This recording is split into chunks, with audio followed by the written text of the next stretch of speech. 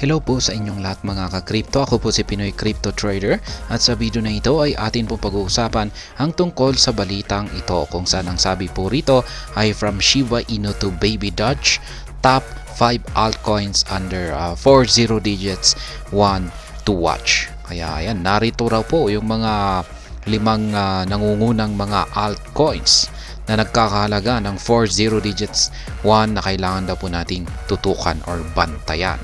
At ayan, bago po tayo magpatuloy ay nais ko lamang po munang bigyang linaw ang aking disclaimer kung saan ang nilalaman po ng video na ito ay hindi po ito isang financial advice. For education and information purposes lamang po ang layunin nito. Maliban po dito ay nais ko na rin pong magbigay babala na wala pong kahit anumang group chat ang Pinoy Crypto Trader. At ayan, ang sabi po rito ay from Shiba Inu to Baby Doge coin or Baby Doge, these are some of the top altcoins under the 40 digits 1 price to pay close attention to. Kaya ayan, ito po yung kailangan natin na pagtuunan ng atensyon, mga nangungunang mga altcoins. Yan, yung 5. Yan, meron po tayong 5 dito. Kaya ayan, the cryptocurrency scene presents multiple opportunities for market participants to cash in on the volatile nature of the market. While some assets have clinched prices beyond $1, others are only valued at pennies, giving investors a chance to procure more for less. Kaya ayan, kung may mga crypto assets na ang kanilang presyo ay higit sa $1, ay syempre meron din mga ibang mga altcoins na nagkakahalaga ng less than or nasa mga pennies, yan, mga cents. Ayan, this article highlights some of these cryptocurrencies that have shown some promise over the past few months. These crypto assets are worth paying close attention to as market analysts have spotlighted their impressive price performance. Kaya ayan, narito raw yung 5 mga murang mga altcoins na kailangan daw po nating bigyan ng atensyon sapagkat may ilang mga market analyst po, mga expert ang nakapagsabi na ang mga ito ay maring magkaroon ng kahanga-hangang price performances sa hinaharap. At ayan, ang una po sa listahan ay walang iba kundi ang NFT na si Ape. Yan, Ape NFT. Yan, started the year on a favorable grounds having breached the yan po, ilang zeros ba yan? 60 digits 44.84 price territory on January 2. Amid a sustained price rally, NFT eventually rallied to a high of 60 digits 46.42 that day before witnessing a price collapse. The next day came with a market-wide turbulence that saw Ape NFT surrender the gains of January 2 and relinquish the 50 digits 44 price support. Ape NFT was one of the biggest losers of the market storm, with its losses extending to January 8, resulting in a drop below 60 digits 4. Kaya yan, ang laki po pala ng kanyang binagsak. Kaya po siya ay tinagurian na isa sa mga biggest losers noong nitong nagkaroon ng market storm or market collapse. Ayan, biruin mo naman yung kanyang mula sa presyong ito, kanyang support na ito, price support na 50 digits ay nadagdagan po siya ng isa pang 0 digits at naging 60 digits na po siya noong mga January 8. The token hit a discouraging low of 60 digits 39.91 on January 8, representing a 14% drop from the January 2 high of 60 digits 46.42. Despite the recovery campaign recorded by Bitcoin in the broader crypto market, Ape NFT has remained below 60 digits 44.98 level.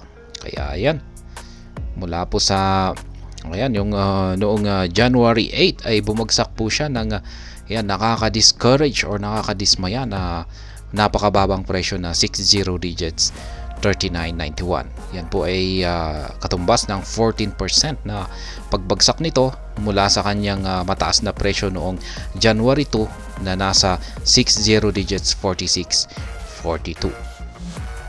Kaya Ayan po yung actual na chart dito ng Ape NFT to US dollar. Daily chart po ito at mula po ito sa datos ni Bitfinex. The latest market slump, which began on January 11, has compounded the token's bearish pressure.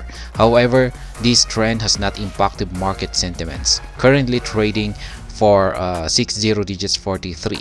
Ape NFT currently trades within a bullish pennant, signaling a looming breakout. Kaya yan, siya po ay nakasali sa dito sa listahan natin dito sa top 5 altcoins dahil sa ngayon ay si ApeCoin po ay nasa loob po siya ng isang pattern na tinatawag pong bullish pennant. Isa po itong pattern na nagbibigay po ng indikasyon na may paparating na isang magaganap na breakout. Yan, kumbaga nagkaroon po ito ng breakout ay isa po itong bullish signal na kung saan ay ibig sabihin ay aakyat po siya. Kaya yan, ito po yung kaya sa madaling salita ay yung bullish pennant pattern na ito ay ito po talaga yung binabantayan natin. Na kung sakaling nabasag ay ayan, dito na po siya aangat. Yan, ang sunod naman, ang pangalawa ay si Shiba Inu. Shiba Inu has recorded increased social activity of late amid its impressive resilience in the face of the latest market-wide bearishness. SHIB collapsed with the rest of the market on January 11, dropping from a high of 40 digits 1050 to 50 digits 931 the next day.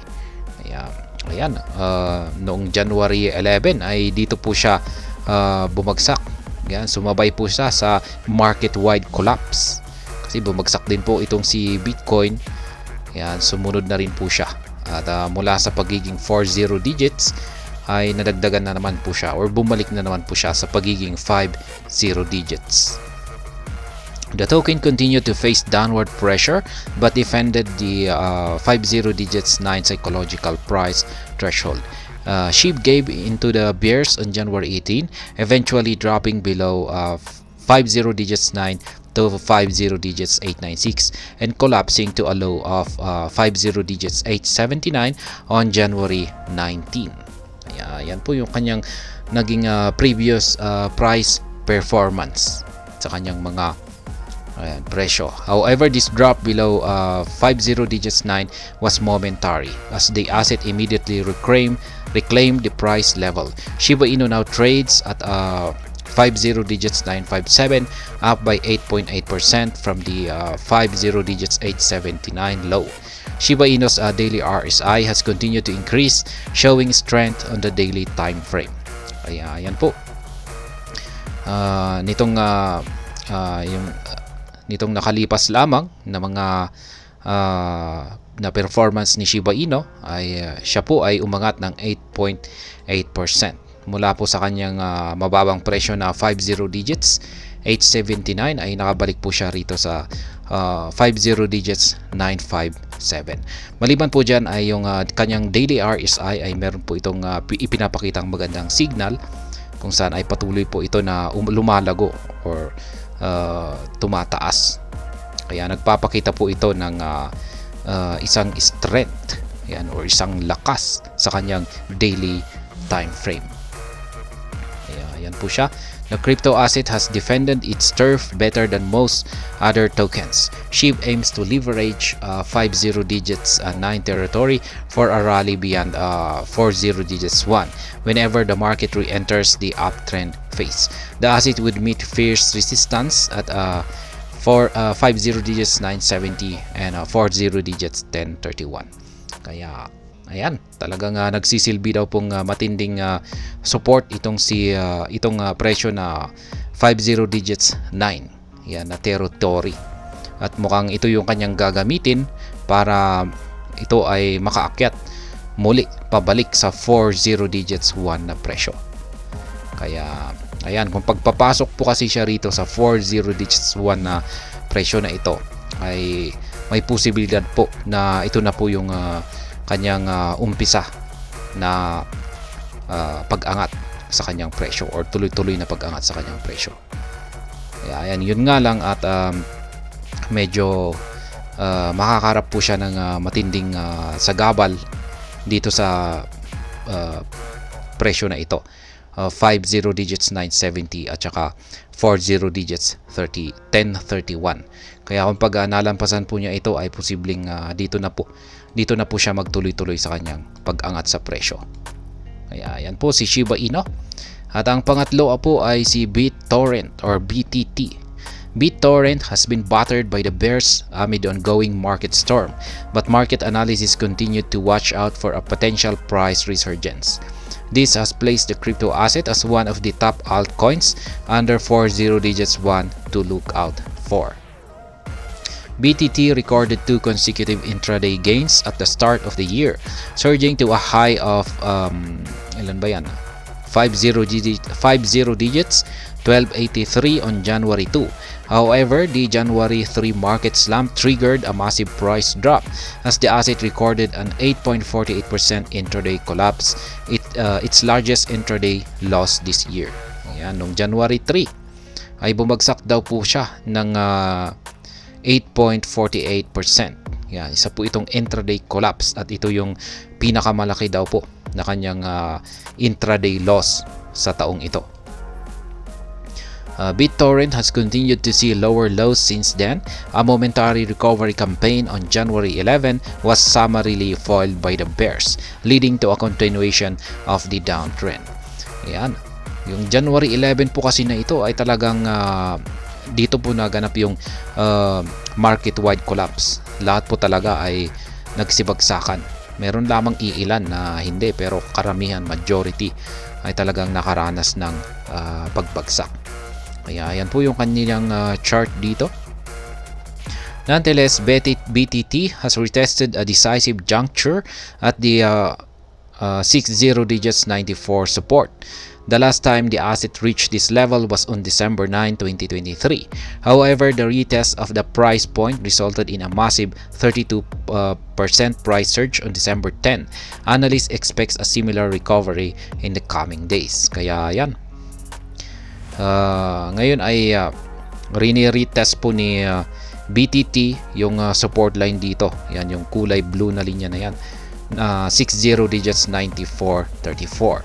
At kung pag yung ginawa po nilang basihan dito ay yung naganap noong December 29, 2023, kung saan ay nung nagkaroon ng retest si BTT yan sa support line na ito, yan itong nakalipas na taon, ay sumabog po siya ng 32%. Then, tumalbog po siya nung sumunod na araw, December 10. Ayan. Kaya inaasahan po ng mga analyst na maaring maulit yung pangyayari na nangyari nitong nakalipas na December 9 to 10, 2023 ngayon. Ayan. Kaya ngayon ay nakikita na po natin ay yan na nga siya. Nagkakaroon na siya ng retest sa support line na naman ito. Kaya yan po yung inaasahan ng mga expert kung bakit kasali dito sa top 5 natin na altcoins itong si BTT. At ayan, ang pang-apat naman po ay si Baby Dogecoin or si Baby Doge. Baby Dogecoin is one of the top 5 altcoins under 40 digits 1 to watch due to its potential for massive surges in the event of a market uptrend. Baby Doge recorded occasional price spikes that placed it in the limelight throughout late last year. However, this year has not been favorable to the meme coin. The crypto token is already 18% down this year, currently trading with a descending channel that has breached the pivotal. Ayan, ang haba ng kanyang zeros. Ilan ba yan? 3, 6, 7, 8. Yan, 80 digits 12. Psychological threshold. Yan na po. Ganyan po katindi yung kanyang ibinagsak sa kanyang presyo. 80 digits. At isa na daw po itong psychological threshold na price level. Ayan po muli yung kanyang chart. Nakikita po natin dito na meron pong support line dito. Yan, kulay blue. At ipapaliwanag po rito kung yung basihan na yan. Amid the collapse, Baby Dogecoin appears to have witnessed a double bottom pattern, which signals a looming price reversal. The token trades for 80 digits 1178, looking to reclaim the pivotal fib at 0.382 at 80 digits 1287 price point. Kaya yan, isa po pala itong tinatawag na double bottom na pattern. At isa po itong simpleng pattern na nagbibigay po ng signal na dito na po tatalbog ang market price ni Baby Dogecoin at ito ay aangat. Kaya yan po yung naging basihan dito kung bakit nakasali po siya rito sa listahan ng mga top 5 altcoins na murang-mura. Ayan po si Dogecoin. At ang panglima ay si BitGert or si Bryce token. BitGert or Bryce, the native token of the BitGert chain aimed at rewarding stakers, had an impressive run at the start of last December. However, this run was foiled by the bears, leading to a massive drop for the asset since it hit the 60 digits 30 high on December 30, 2023. Kaya yan, tinamaan din po siya ng mga bears at bumagsak din po siya nitong December 3, 2023. Bryce has continued to drop since then, having recently dropped to the November 2023 low at 60 digits 14. Bryce experienced a similar period of steep dumps in October 2023 before it eventually surged 130% to the 60 digits 30 high last December. Yan naman po yung kanyang chart at mukhang yung ginamit po naman po na basihan dito ay ang CCI. Yan, sabi po rito ay market watchers expect a similar price recovery for the token, such as a resurgence could be supported by a renewal of investor confidence and an uptrend in the broader crypto market. BitGert CCI has dropped to negative 110.80, indicating a massive oversold condition. Kaya yan po. Bumagsak daw po ang CCI ni Bryce token or BitGert ng negative 110.80%. Yan po siya. Ito po yung nandito po sa ilalim na yan. At ito po ay nagpapakita ng oversold na condition. Kapag oversold po yan, ay ibig pong sabihin ay malapit ng bumitaw yung mga bears or yung mga selling pressure. At magti-take over naman. Yan, yung susunod ay iti-take over naman ito ng mga bears at ito ay akyat. Kaya yan po yung naging basihan naman dito kay Bryce token or si BitGert. Kaya yan pong mali yung 5 mga altcoins na under 40 digits 1 na presyo na kailangan po daw po nating bigyan ng atensyon. Yan pong muli si BitGert or si Bryce. At ayan naman si Baby Dogecoin or Baby Doge. At sunod ay si BitTorrent or BTT. At ito naman po ay si Shiba Inu or SHIB. At ayan, nandito naman po si Ape NFT or NFT. At ayan, hanggang dito na lamang po tayo sa video na ito. Sana po ay inyong nagustuhan ang aking paliwanag dito. Kung inyo po itong nagustuhan ay pakiclick lamang po ang like button nito. Para naman po sa mga bago lamang dito, kayo po ay aking inaanyayahan para mag-subscribe. Pakiclick na rin po ang bell icon nito dahil ito po ang siya magsisilbing notification nito sa mga bago kong videos na akin pong ina-upload sa aking YouTube channel na ito. Marami pong salamat sa panonood, ingat po tayo lagi at God bless po sa ating lahat.